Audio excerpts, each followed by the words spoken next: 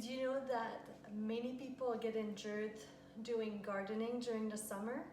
So there's a lot of injury that can happen, especially for the back. So these exercises I'm about to show you are things I recommend, and other back specialists such as Stuart McGill are very fond of 3 exercises. I'm going to show you 2 today. So the first one is it's called bird dog, or what you call as a quadruped. My name is Christine Germain. I'm a movement specialist. I'm a Feldenkrais practitioner, personal trainer, and Pilates instructor. So first, I'm going to invite you to think about belly button towards the spine.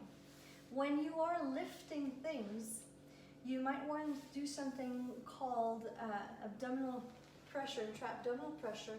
So you could put your 2 fingers on the outside here, just above your hip bone, and a little in front of the seam of your shirt. And then as if you wanted to, even if you want to bring your belly button towards your spine, you could think about pushing into those fingers.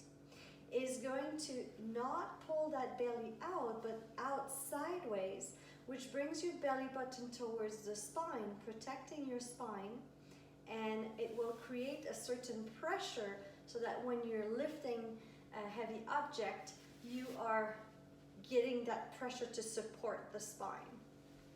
So using that, you can come on hands and knees, finding that support.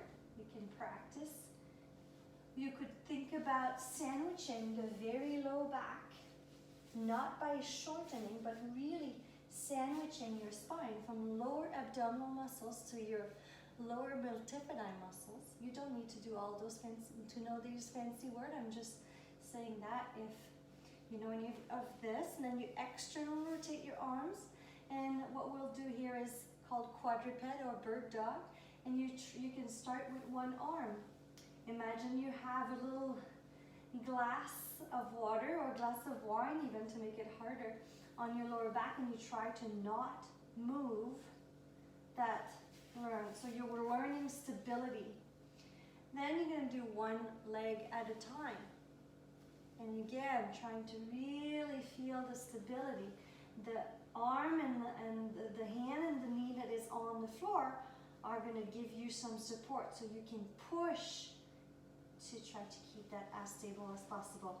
And then the next step will be to bring both together, reaching. You're going to reach, make a fist with the right hand. The heel opposite is reaching away. You keep a length in your neck so you're not shortening, and keep your ribs from dropping. Hold it for 10 seconds.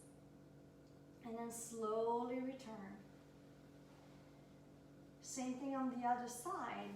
Reaching, you want to try to leave together and come back to the heel and fist for 10, 9, 8, 7, 6, 5, 4, 3, 2, 1. Coming back, we'll do this again. 5 seconds, and then we'll do 2 seconds. So here we go. Reach for 5, 4, 3, 2, 1, and come back. And again, reach for 5, 4, 3, 2, 1. Return. 2 seconds next time. You get that transition is part of the movement. And return. Keep lengthening your spine so you're not shortening, ribs lifted, and return, and coming back. A nice stretch to have when your lower back is a little tight. Stretching your lats that are connected to the back will help. How you do this? Coming to a child's pose, bring both hands to your left, and then stretch over here. You could even move your pelvis a little away, and you'll feel a nice stretch. I mean, on this side, because I was doing to the left. And then walk your hands to the other side.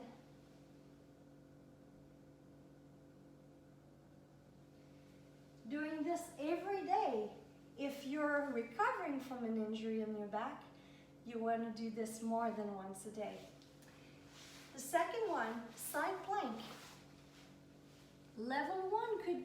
If the shoulder is not healthy, you could do this against the wall. You can start with the elbow and you move your feet apart and really trying to get a nice length so you're not leaning, you're pushing those ribs, that side of you lifted, so you can really feel the length.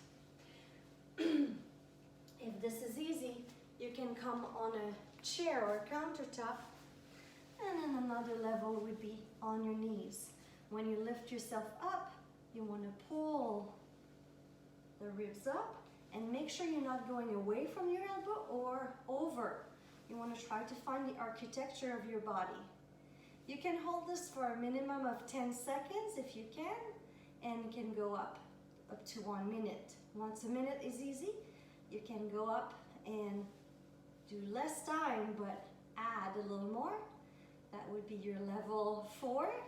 And then if you want more, you can bring the top leg in front and then get to your full side plank. And another level would be to go all the way onto your hand. And then you do the other side, same amount. I suggest that you do the most difficult side first, see how long you can last.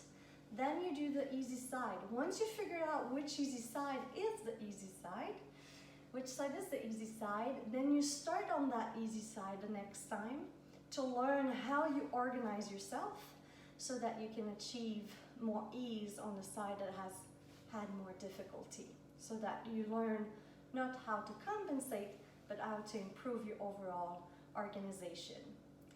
There is a third one, and I will look into that on my group class of Pilates on every Mondays at 10 a.m. Pacific time.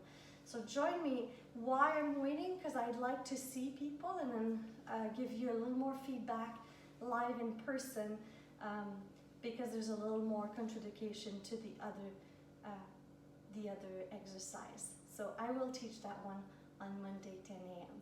Happy Pilates Day, and don't hesitate if you have any questions. info@motionexploration.com if you have any questions. Thank you and take care.